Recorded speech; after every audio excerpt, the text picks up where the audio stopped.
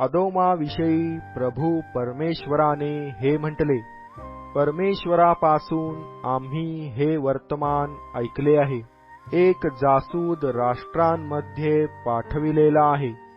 तो म्हणतो, उठा, आपण त्याचबरोबर लढावयास जाऊ. पहा, मी तुला राष्ट्रांमध्ये क्षुद्र केले आहे, तुला फार तुच्छ मानितात. खडकाच्या कपारीत उच्च स्थानी वसणाऱ्या, तू आपल्या मनात समजतोस की मला खाली जमिनीवर कोण पाडणार? या तुझ्या मनाच्या अभिमानाने तुला दगा दिला आहे. तू गरुडाप्रमाणे आपले घरटे उंच केले, तुझे घरटे ताऱ्यांमध्ये बांधिले, तरी मी तुला तेथून ओढून खाली पाडीन, असे परमेश्वर म्हणतो. तुझवर चोर आले, रात्री लुटारू आले, तर त्यास हवे तेवढेच ते घेतील, नाही काय?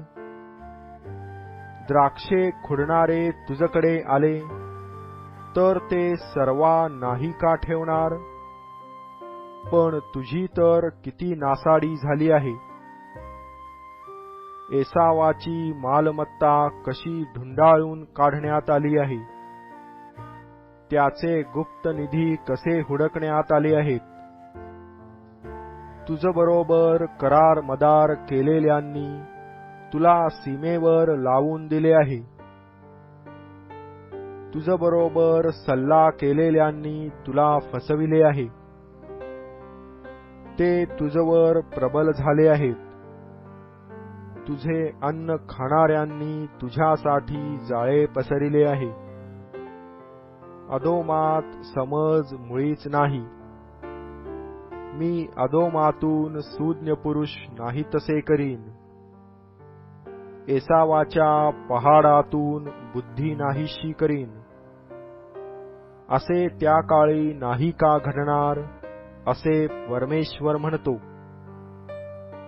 अरे तेमाना, तुझे वीर कच खातील, म्हणजे प्रत्येकाचा वध होऊन एसावाच्या पहाडातून सर्व नष्ट होतील. तू आपला भाऊ याकोब याजवर गहजब केला, म्हणून लज्जेने तू व्याप्त होशील व तुला कायमचे नष्ट करीतील.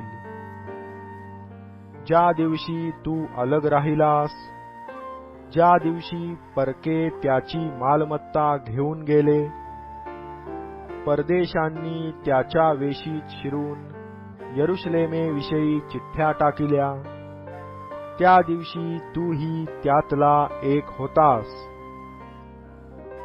तू आपल्या भावाचा संकटसमय व त्याच्या विपत्तीचा दिवस पाहून संतोष मानू नको, आणि यहूदाच्या वंशजास नाशसमय प्राप्त झाला असता तुला आनंद वाटू देऊ नको. संकटाच्या दिवशी ताठ्याने बोलू नको. माझ्या लोकांच्या विपत्काळी त्यांच्या वेशीत शिरू नको. त्यांच्या विपत्तीच्या दिवशी त्यांचे संकट पाहून संतोष मानू नको. त्यांच्या विपत्काळी त्यांच्या मालमत्तेला हात लावू नको. त्यांच्या पळून जाणाऱ्यास मारून टाकण्यासाठी चव्हाट्यावर उभा राहू नको. संकटाच्या दिवशी त्यांच्या निभावलेल्यास धरून देऊ नको.